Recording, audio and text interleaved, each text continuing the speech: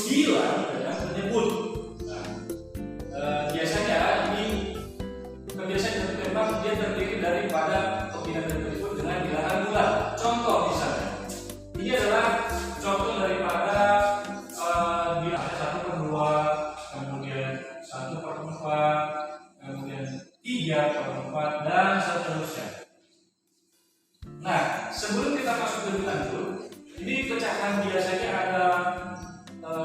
ada dua jenis, yaitu pecahan sejati dan tidak sejati.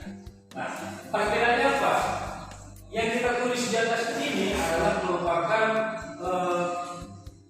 contoh. Ini adalah pecahan biasa sejati atau pecahan sejati. Ya. Nah, pecahan sejati itu apa?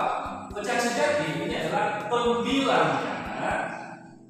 Ini adalah pembilang dan ini adalah penyebut. Nah, kalau pecahan sejati ini adalah pembilangnya lebih kecil dan kemudian penyebutnya itu lebih besar. Nah, sebaliknya apabila pembilangnya lebih besar kemudian penyebutnya lebih kecil, maka itu disebut pecahan tidak sejati.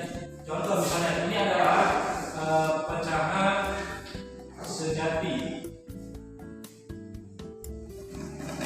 Nah, contoh pecahan tidak sejati adalah misalkan 6/3, terus misalkan 8/4. Nah, ini adalah disebut pecahan tidak sejati karena pembilangnya lebih besar. Nilai bilangan pembilangnya lebih besar daripada bilangan sebelumnya. Nah, kemudian kita sudah tahu apa yang disebut dengan pecahan biasa. Nah, pecahan biasa tadi adalah pecahan yang terdiri dari pembilang dengan penyebut, di mana bilangan itu adalah bilangan bulat. Contoh 1/2, 1/4. Nah, pecahan biasa itu terdiri dari dua, pecahan sejati dan pecahan tidak sejati. Kemudian, nah sekarang kita masuk apa yang disebut dengan pecahan desimal. Pecahan desimal ini identik atau ciri-cirinya ini adalah biasanya di belakang angka yang sebelah kiri dia terdiri ada koma di belakang. Contoh, tapi sebelumnya kita harus tahu dulu kalau yang namanya desimal itu penyebutnya itu terdiri dari bilangan 10, 100, 1000 dan seterusnya. Contoh, misalkan 2/10. Ini penyebutnya 10. Kemudian contoh selanjutnya adalah 15/100. 15/100. Kemudian 20/1000 misalnya. Misalkan 75/1000. Nah, di sini ini adalah penyebutnya 10, 100 dan 1000. Nah, ini adalah ciri-ciri bilangan desimal. Ini kita langsung bisa merubah dengan melihat berapa angka yang ada di berapa angka bilangan penyebutnya. Nanti kita lanjut kita bahas. Nah, sekarang kita masuk kepada pecahan persen. Apa itu pecahan persen? Nah, sebelumnya persen itu dia mempunyai simbol. Nah, simbolnya itu seperti ini. Persen, per dan sen. Nah, persen itu adalah pecahan persen itu penyebutnya adalah sudah jelas terdiri dari bilangan 100. Nah, contoh 50/100. Maka ini pernyataannya, maka 50/100 ini bisa kita tulis 50%. Nah, kita menggunakan simbol. Ini adalah simbol persen. Oke. Nah, selanjutnya kita akan masuk bagaimana cara mengubah bentuk pecahan tersebut dari pecahan 1 ke pecahan 2 dan sebaliknya. Oke. Nah, sekarang kita masuk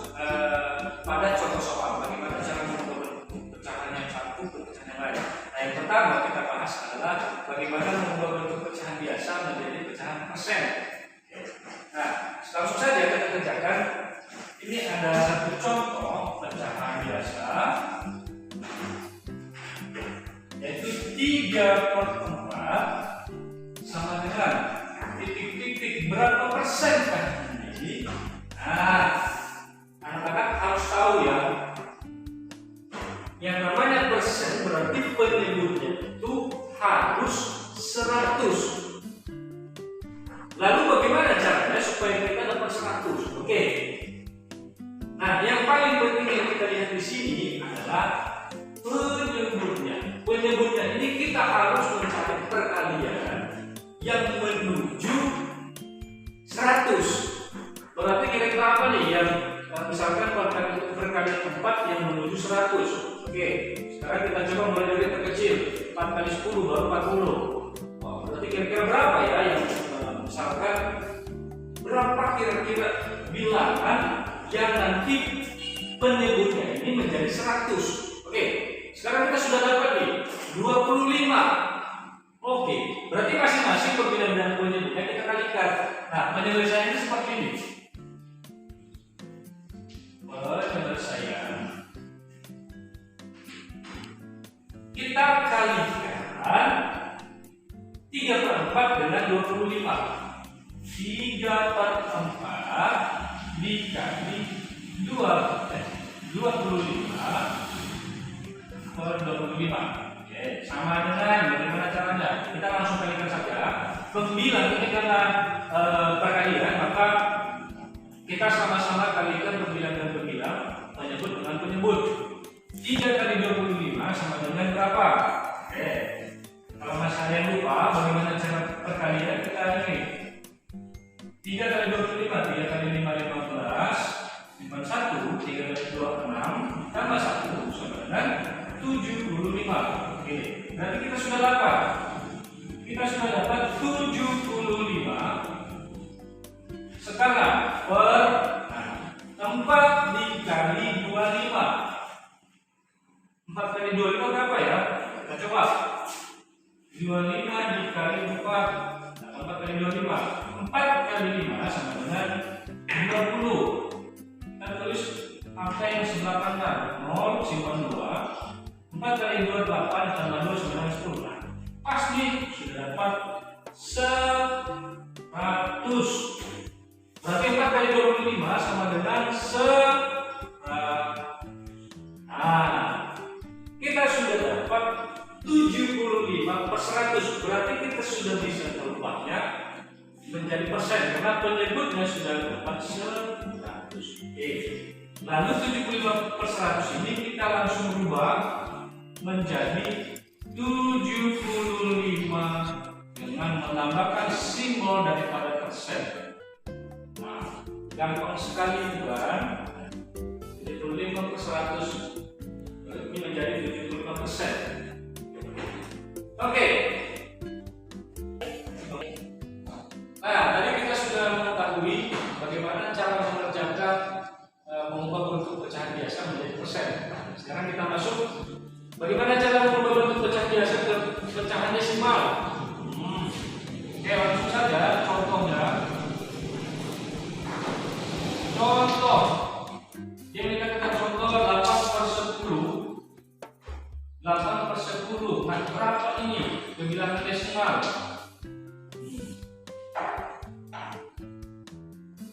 Perlu kita tahu bahwa desimal itu penyebutnya itu harus 10, 100 atau 1000 dan seterusnya. Apabila penyebutnya sudah dapat, langsung saja kita berubah ke bilangan desimal, sangat gampang sekali.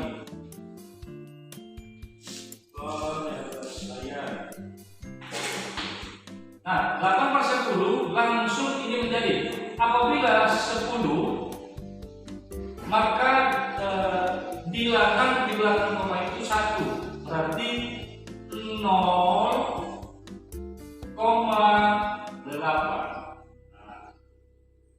Oke, sekarang kalian masih bingung bagaimana caranya?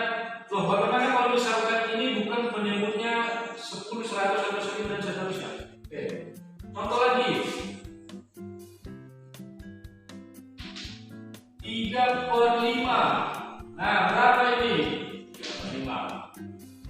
Maka kita selesaikan.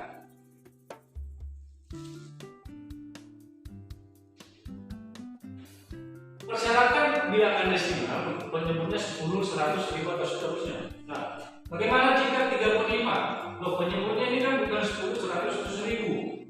Maka kita cari perkalian lagi seperti membuat pecahan biasa tadi persen. Maka kita cari perkalian yang menuju 10, 100, atau 1000. Nah, berarti 3/5 kita cari perkalian yang menuju 10. Adakah yang menuju 10? Kita kali 1 dikali yang menuju 10. Kenapa?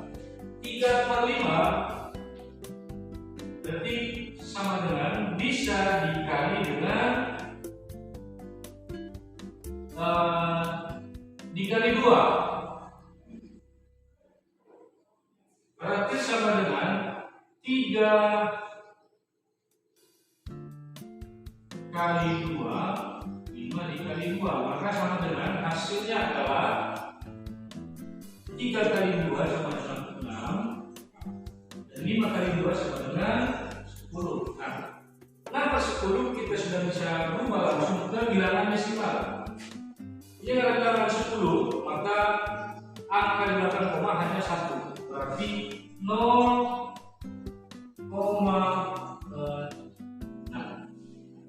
Jadi begitulah kira-kira bagaimana cara membentuk pecahan ke pecahan yang satu dan yang sebaliknya, pecahan biasa ke persen, pecahan biasa ke desimal. Jadi kira-kira seperti itulah pembelajaran hari